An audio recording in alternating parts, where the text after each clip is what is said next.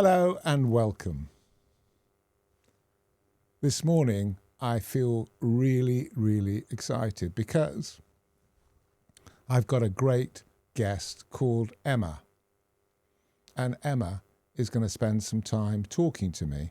We haven't rehearsed anything. I don't really know a great deal about Emma, but I hope that she's going to actually tell us as much as she possibly can. So what I thought I'd do is I'd start off, Emma, because I'd like to call this the mirror moment. So it's about looking in the mirror and looking at yourself and reflecting on all the things that you've done. There's no rehearsal, but please just join in the spirit of it. And here's my small gift to you, a tiny, tiny little mirror. Oh, thank you. That's all right. Yeah. Great. So, Emma, rather than me introduce you, why don't I help you introduce yourself? Okay. What you do, where you grew up and so forth. So tell me about that, first of all. Okay, so I am an accountant and I own the firm with my brother and my father in Newton Abbot and Saltash. So we've grown that over the last 14 years. But I started accountancy in the year 2000, working for Dad at the time. It was supposed to be a gap year.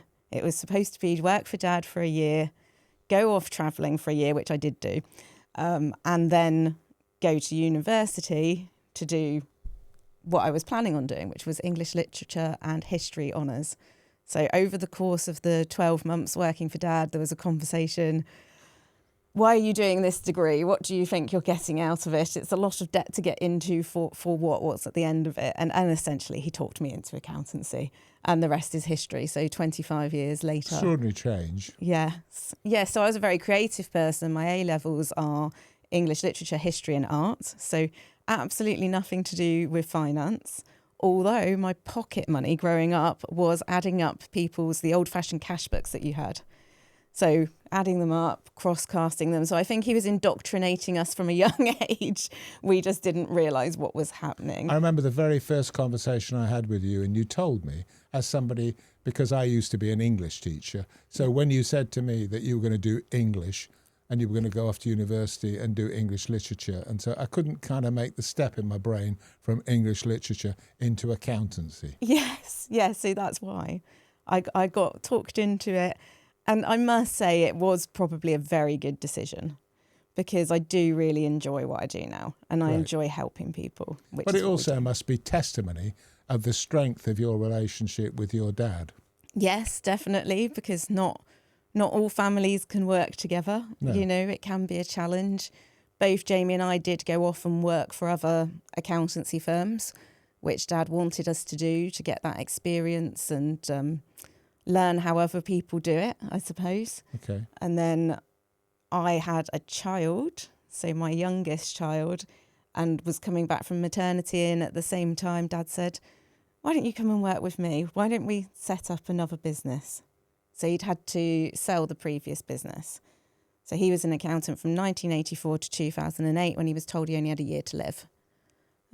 Thankfully, the doctor got it wrong and he's still with us. You told me Yes. and I remember immediately empathising with you and thinking, oh, okay. Yeah, so that was a challenging time. I had a very young child at the time. My brother was living the life of a young man. So neither of us particularly wanted to take the business on at that point in time. So it was sold. We both went to work elsewhere. And then, yes, we set this up in 2014, myself and Dad, in a small office, just the two of us, with a sign on the door that said, Emma Woodward manager. And I remember saying, what am I managing? The photocopier. And he went, be patient, you will. We will have a team, you will be managing people. And as we stand today, there's 20 of us. So, wow. Yeah. Extraordinary success. Well done. Yeah, so he was right. He knew what he was talking about. He wasn't right. You were a perfect match, which is actually, in the current climate, which is quite rare to have such a close relationship with your dad and be able to work with him. Yeah, no, we enjoy it. He's semi-retired now, but he still comes in. He enjoys it. It's as much a hobby to him as it is a job. That's how he gets his sense of worth. So he still comes in, sees the people that he's worked with, some of them for 40 years. Wow. Yeah. And we've picked up the rest. So, yeah, Jamie and I now run it. So Jamie's your brother. Jamie is my brother, yes. Is he older or younger? He's younger. He's younger. He is, Okay. yeah, 2 years Okay. younger. So what was Emma like growing up with you and Jamie? Did you get on well then? I think we got on very well when we were young, and then you got to the teenage phase where he was the annoying little brother, you know. And then he moved in with me when I was 18. Wow. Yeah, so he came to stay in the summer with myself and my friend. And at that point in time, I was managing a pub. So, I mean, I was quite young. I was only 18, 19, managing a pub, and he came to live with me.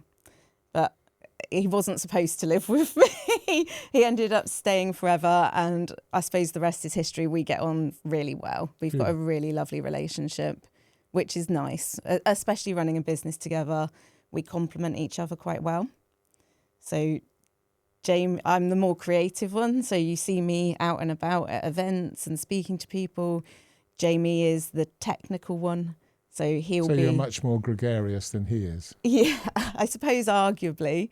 Although that's what he thinks of himself. I think when you actually do get him out and about, he's absolutely fine. It's just not necessarily his comfort zone. But he does all the tech and software development and sits and usually does the videos with people. Oh, so really? This kind of thing would usually be Jamie, not me. Yes. Okay. Yes. Perhaps we'll have to get Jamie to come. Yeah, you're more than welcome to. He enjoys a good video. He's got a series on our social media, Dave from the Pub. Okay. So he tells a story every week.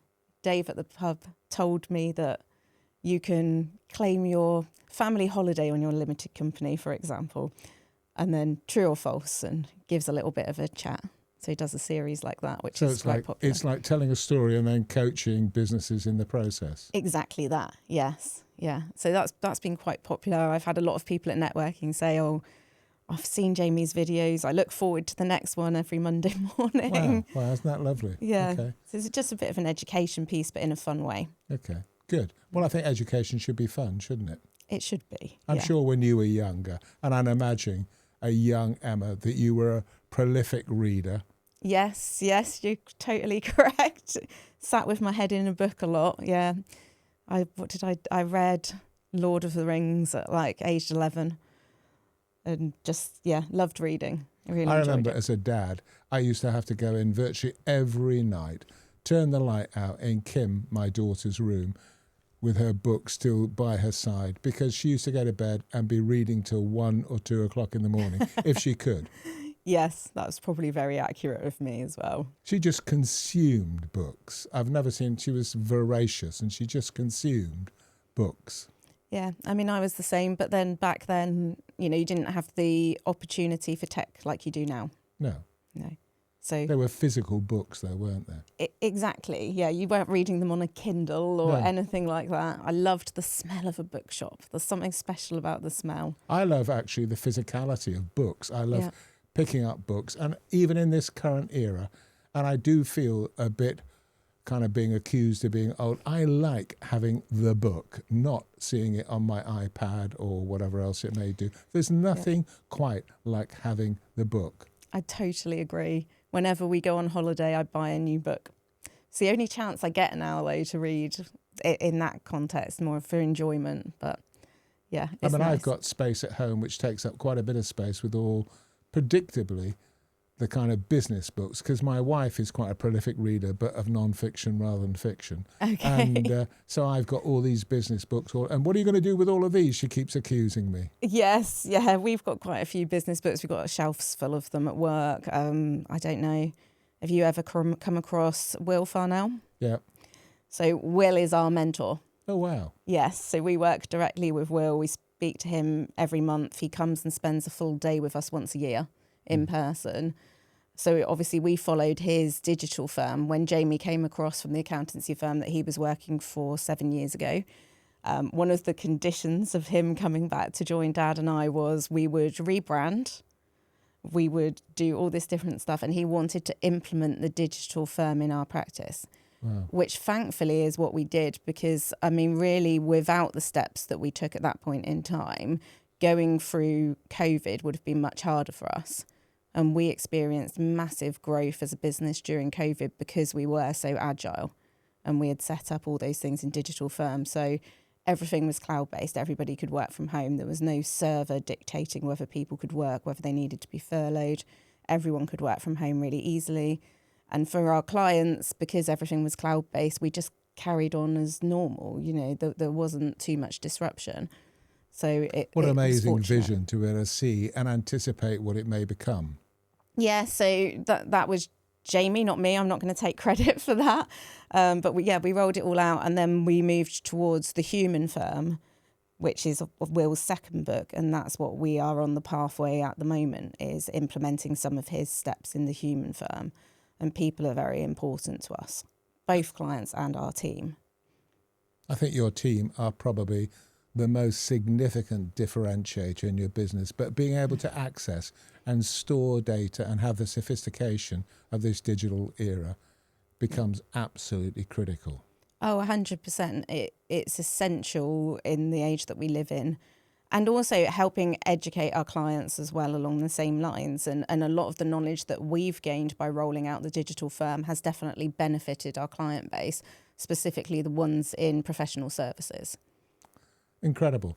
Because, let me just tell you and share with you, I'm going to a meeting tonight in Budley Salterton, where I live, which is about getting the community connected. And I've been running a bit of a campaign in the background, kind of saying to them all, you need to get people connected and you need to actually recognise the era that we're now in. And people may mock people who are on social media, are also learning stuff or looking at their phone all the time, but we're in this digital era and I want to embrace it. Yeah, I think it's really important to embrace it. You know, with the developments, especially in AI, I think the accountancy industry will change massively over the coming years. And it's probably going to take some firms by surprise because it's going to be quicker than they expect. And it is going to change the landscape. And we've taken steps to get ahead of the curve in that respect, you know. So becoming more of an advisory firm so that we can actually help our clients and be proactive and support them rather than just giving them a tax bill at the end of the year and going, here you go. And your bill. Yeah, exactly, which isn't very pleasant, is it? And No. You know, I don't get much fulfillment out of being that kind of, I suppose what you would probably deem more of a traditional accountant. Well, that's a transactional relationship, isn't it? And I mean, it's not hence benefit. they used to be called, in a very derogatory way, bean counters or whatever else it was. Yes. And at the end of the day, transforming that image and that relationship with your customers is utterly critical of the 21st century. Oh, massively. You know, we have seen huge results in our client base by being actively involved in their businesses. So I went to an event recently and it was Matt from Alaka Bank, and he summed it up quite well, really, in that traditionally a business owner would go to their bank manager for the kind of support that they now come to their accountant. So recommendations for things, you know, who are they going to get in for their marketing, for example, their IT support. They come to the accountant as the trusted advisor, the person who's going to point them in the right direction. And that's where things are super important for me, being out networking, to build relationships with businesses that I can trust and confidently refer to, because it's my relationship that's at stake ultimately. And it's your reputation. Exactly, yeah. I think actually what you've just said hits me really hard, because I was thinking back to having run a big e-commerce business based in Exeter and thinking about it. And as I grew up and learnt an awful lot, first of all about e-commerce, which was virtually a new venture for me. And I discovered a whole world that I'd never really delved into before. And when I delved into that world, the two people I would mention, one was the bank manager and two was the accountant. And the accessibility of both of those became utterly critical as we built the business. Oh, yeah. You know, so a lot of businesses do come to us based on the fact that they haven't had great communication from their accountant. They've sent them an email for something that might be quite crucial to them. They need to make quite a timely decision on, and they haven't heard back for 2-3 weeks. You know, we pledge 24 hours, and if we can't answer it, if it's something massively technical, the team will acknowledge it and say, just please give us a little bit of time to look into this. We will get back to you as soon as we possibly can, because we understand that communication is critical in a client relationship. If I look at it from my point of view and I look at the business that I was involved in, I remembered a conversation with my accountant when he was talking to me about Xero when it was first launched. And I was thinking, I didn't really know anything at all about it, or appreciate or really understand the level of sophistication that accountancy packages have grown to.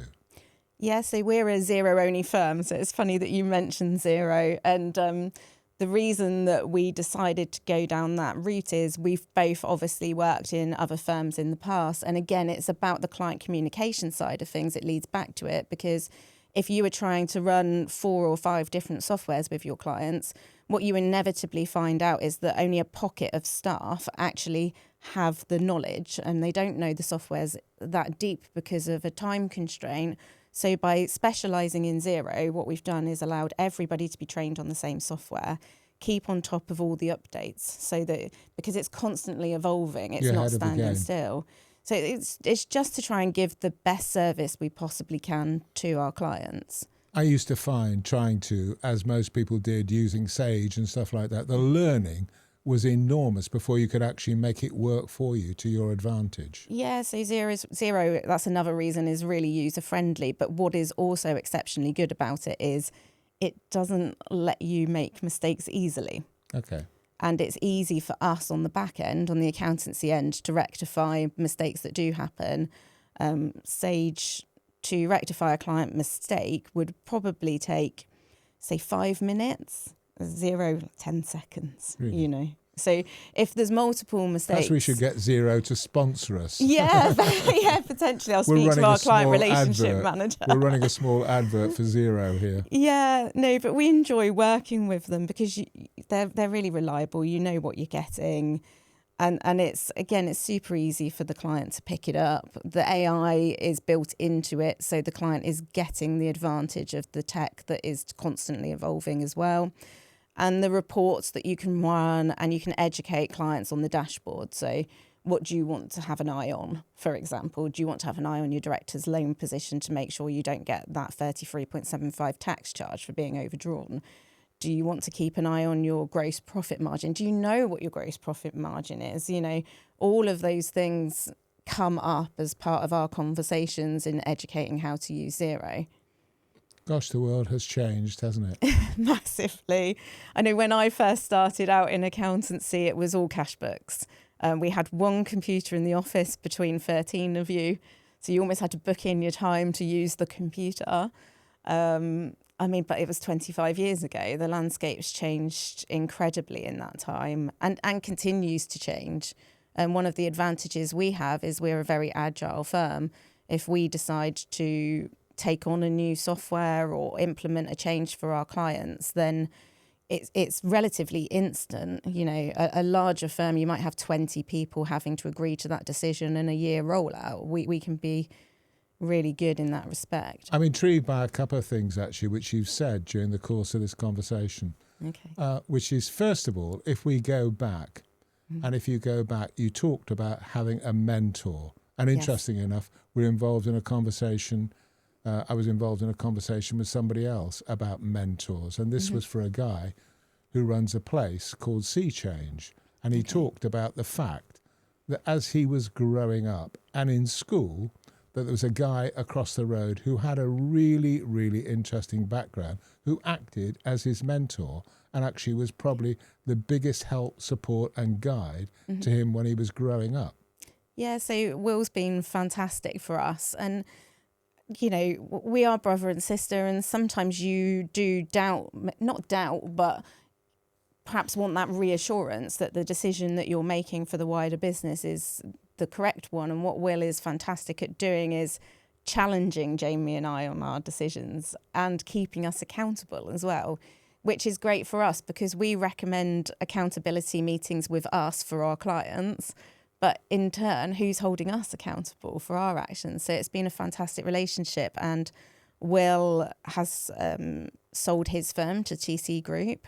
And he is now doing a lot more on the mentoring and coaching side of things. And he's just got involved with a fantastic new software called All in Place, which is going to enhance our client experience tremendously when we roll it out, because it's going to allow us more information on the personal side of the client. So tracking things like, is your accountant aware when your mortgage deal runs out? Because it's important that your figures are looking correct for you to get that next mortgage deal. So it steps into the personal bit. Balance sheet side of things. So do you intend on retiring at age 50, and how much per year do you want income? And how many people are aligning their personal and their business goals using their accountant to do that in an effective way? But that's what we want to be.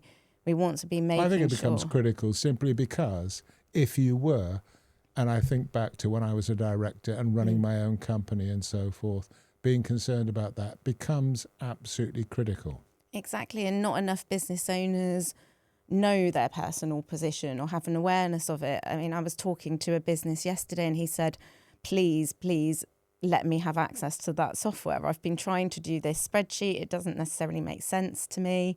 So having that personal balance sheet available and being able to amend it on the move is really important for people. And on top of that, it's going to hold information like the age of your children, for example. And why is that important to me as an accountant? Well, if they're approaching 18, are they likely to go off to university? Right. Does the client need to draw more funds from the business in a tax efficient way to fund university costs? Because they've got a remuneration plan that's based on them not having to pay out all that money a year to support a child for university. So it will be incredibly important in helping clients track their personal and business needs alongside each other. Well, I think actually an enormous note of congratulations to both you and Jamie, who I'm looking forward to meeting at some stage. Yeah. Right, enormous congratulations to both you and Jamie of being so innovative and progressive in what it is that you're doing. I think there is a lot of people in the accountancy industry that are more progressive than people realise across the country. We're part of a lot of groups where we collaborate with other accountants, and people always look at me like, you collaborate with another accountant. Yeah, exactly. Like, you're not all in competition. Exactly. But as an industry, how are you going to develop and grow and meet the next generation's needs without supporting each other? I think it's really important. As a community. Yes, 100%. I think those solid, dependable reference points that people have is like taking you back to I look at my life, and I'm sure you look at yours and look back to when you were very much younger and going through school. Did you have particular teachers who you particularly associated with? I mean, yes, I remember one particular teacher, and funnily enough, she ended up teaching my daughter as well. Wow. Because my daughter went to the same primary school as I went to. And she was particularly inspirational, very, would challenge you as an individual to think outside of your interests. So to try and expand your mind as a person. And yeah, she definitely had an influence on me. She was a music teacher as well. Okay. So I suppose that goes back to the creative arts side. And yeah. So she obviously touched a nerve and so forth. Does she know that? Yes, she does. So I was privileged enough to actually be there for her retirement assembly. Wow. Yeah, which it was lovely because I was there as a parent at the time, obviously not invited as an ex-pupil as such, but it was lovely to be able to, write down, give her that reassurance, and she still goes back into the school, I believe, to help out with bits and pieces. I'm kind of, from a background steeped in education, not only as a teacher myself, but also my wife was a teacher in a primary school. Mm-hmm. And probably one of the most exciting audiences that I'm looking forward to is the head of the local primary school. Oh, yeah, I imagine that will be incredible. I mean, I think, as I've told you before, my mum was a teacher. Well, I told you she retired, but headline news, she's back 2 days a week already. So the retirement didn't last very long. Okay. But she's gone back into a role helping to identify children that might have challenges at the earliest opportunity and try and access and put in support for them as young as possible. I was thinking actually the other day I got up and I was having a shower and I was thinking, okay, when I get to meet Steve, what am I going to say to him? Because I remember when I first of all went to college in training as a teacher, we had to go out and do a teaching practice in a primary school. We had no experience at all, but we were just thrust into this primary school. And I remember falling in love with it and the whole idea. In fact, I nearly went back into college and said, you know, the course that I'm on, which was going to be predominantly secondary school, I want to switch back to primary school because I just love the kids. Yeah, it's fantastic. I mean, we had a work experience child recently and he was 15. And I think he actually challenged our thinking process around the next generation because we'd had a bit of a iffy experience with an apprenticeship that we offered and we ended up letting them go, which was a shame. And sometimes it can knock your confidence, can't you, on the next generation? Is it the right kind of career for them? Where is it going to take them in the future as well? But he came in at 15 and was outstanding. He asked me to come networking with me. He came along and he sat in a room full of 60 business people. So Rotary Club members and Chamber of Commerce members. And he was really articulate, willing to speak to people, wanted to absorb all the knowledge he possibly could. And he was the same in the workplace. And I think it's renewed our faith, and we've actually set up a apprenticeship program to invest in young people. So we've done apprentices in the past, but this is the first one that we've taken on with an actual proper apprenticeship scheme structure internally, in that she is following a process. I don't know whether we've done it as a society intentionally, or do we realise we've created a massive gap between that generation and the generation working and older people as well. Yeah. And yet we don't make any effort to bridge those relationships. Yeah, so that's what we're trying to do at the moment. And obviously we're on a learning curve as much as the apprentice coming in is. We've had success in the past. So one of my client managers, she's been with us 9 years. So she joined us as an apprentice and she was a gymnastics instructor. Right. So complete change in career path for her, and she is outstanding now. You know, I cannot speak highly enough of her. She's a chartered accountant now, so she's gone through all of her training with us. Wow. And the clients love her. She gives them exactly what they want. Speed of response, accurate I think response. unfortunately, we're fed a diet through mainstream news, and sometimes by association, just by walking around and seeing young people, they develop with older people or with a generation a bad reputation. Yeah, which is really unfortunate because there are some fantastic young people wanting to get into careers. I mean, when we advertised the apprenticeship role, we advertised it in February and we had 80 applicants. Really? So, all young people, and actually narrowing that down and How did you sift that out? That would be really difficult, wouldn't it? It's incredibly challenging because when you look at their backgrounds, it's all relatively similar, isn't it? And differentiating can be quite hard, but we were looking for people with personality.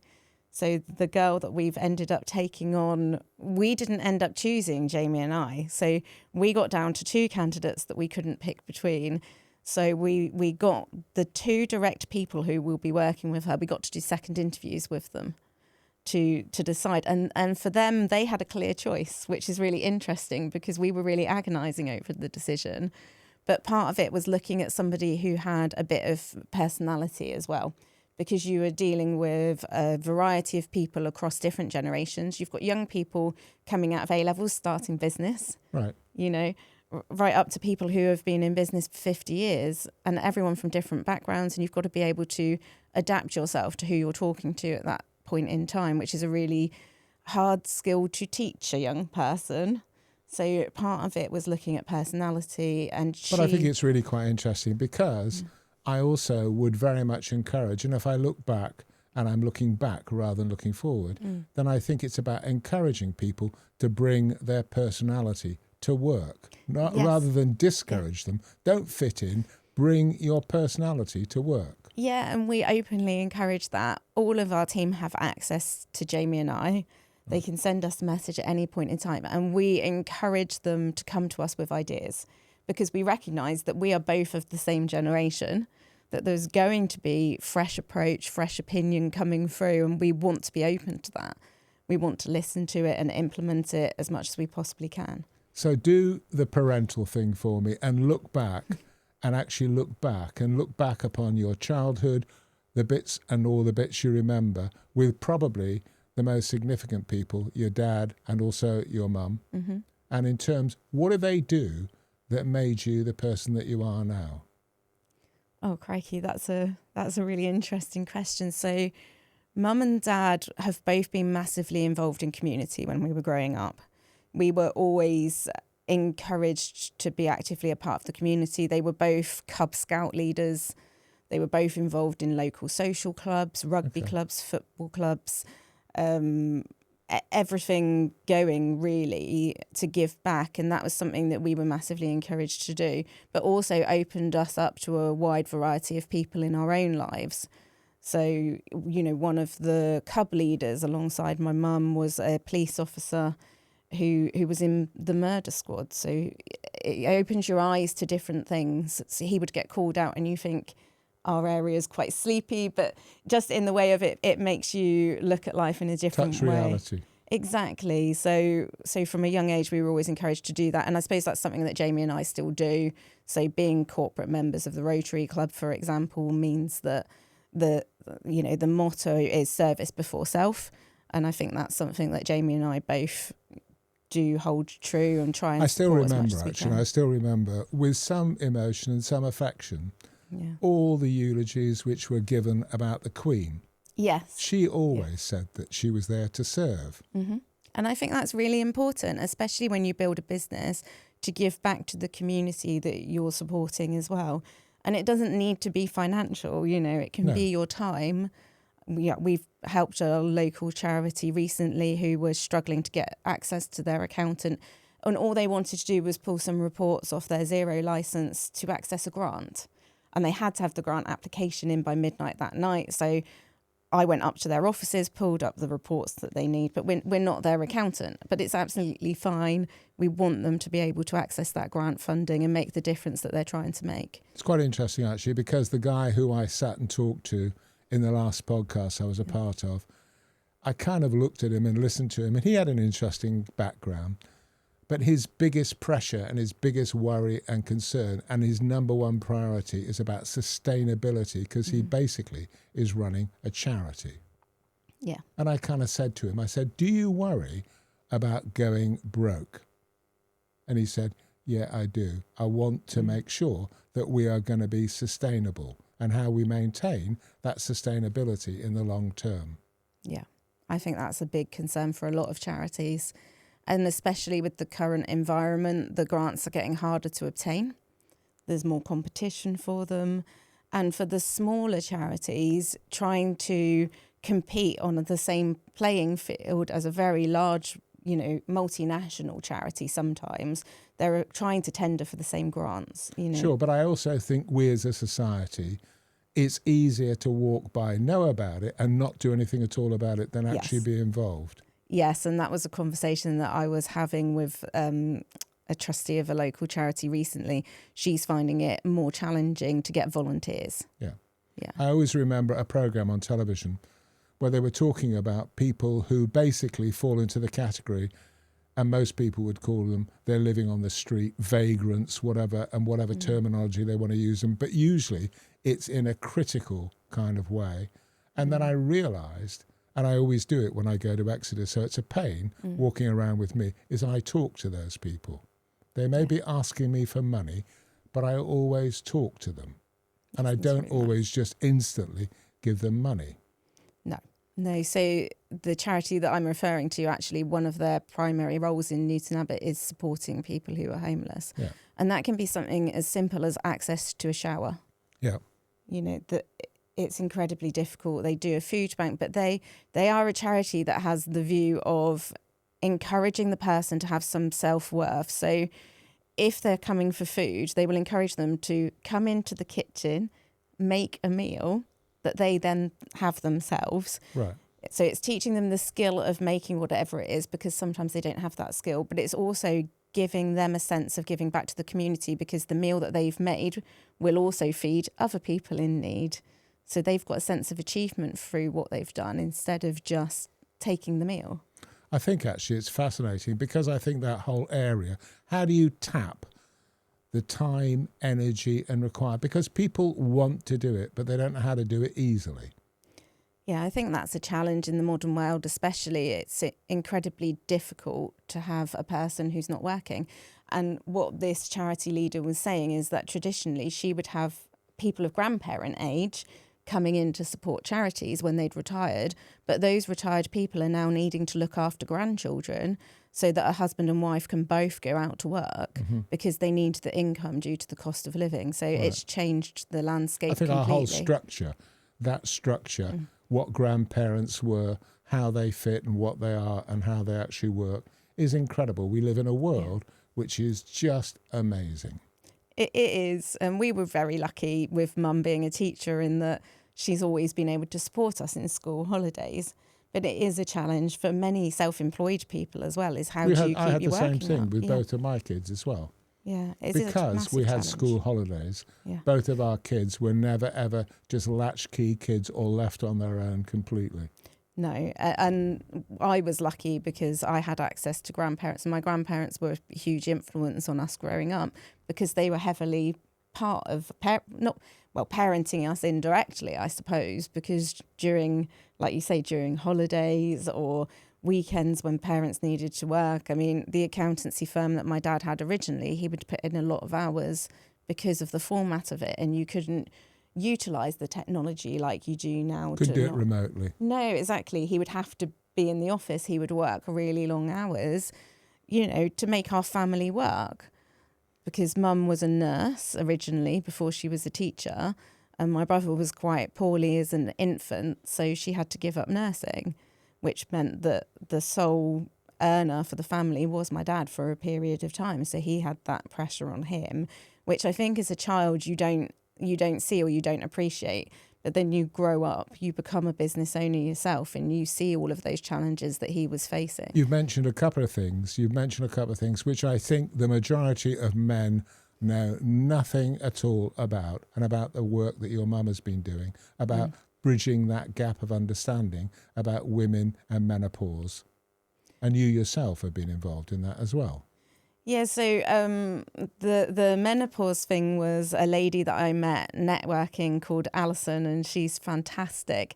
And she works with a lady called Anne Hope, and they put together programs for employers that you can roll out to your team on understanding the menopause. So for the women, that's a 4-hour course online. For the men, it's a 1-hour course. So we decided to give everybody the potential to access that course. Right. And what's been the reaction? Well, they have accessed the course. One of our male staff in particular, he said it was really interesting for him, and he took the opportunity to do the course in our time at our expense because he wanted to understand his wife. And I thought, well, that's really, he was thinking about it behind the scenes, but I wonder whether she knew that he was thinking about it. And I can tell you now, as somebody who worked in a big mainstream school, and actually one of the topics that I was very much involved with was sex education. Yes. So I can tell you now, most boys grow up, and actually girls and periods is a monstrously difficult thing for them to they don't know anything at all about it. No, I think that in the modern world, with the access that they have to information now compared to when we grew up, it was all what you were told by your teacher or by your parents. Now they can do their own research, can't they? Well, they can do their own research, but I think I think life can become, as a secondary school kid, if you're not careful, it's like being given a jigsaw puzzle and you're trying to put the bits together to try and work out, how does that work? What's this all about? And what's that to do with? And how does that fit with that? And so forth. So the level of education and the level of knowledge, we assume that the kids pick it up incidentally, but the fact is they don't. No, and that's why having these open conversations is important, and especially in the workplace, because all of us women are going to probably get there at some point. Sure. And again, you'd like to think that your colleagues would be understanding of what you're going through. So it was an education piece in that respect with our team, and that's why I think we the rolled it biggest out. topic actually outside of it all, the biggest topic outside of it all for most men is understanding hormones and how they can affect Yeah. people. And also part of the course, part of what Alison and Anne are trying to do is help men to help the women. So it might be that they haven't done a similar course to this or educated themselves and they don't know where to gain support. So they can actually now proactively offer support to their wives as well as emotional support. Over and above that, it's suggestions about options that are out there, whether that's natural health options or HRT or whatever it might be. It just gives them options.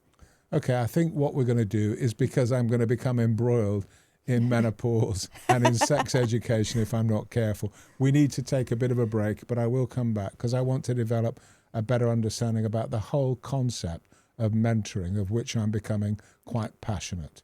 Okay, so we'll take a break there, okay? Okay. How are you? I'm okay.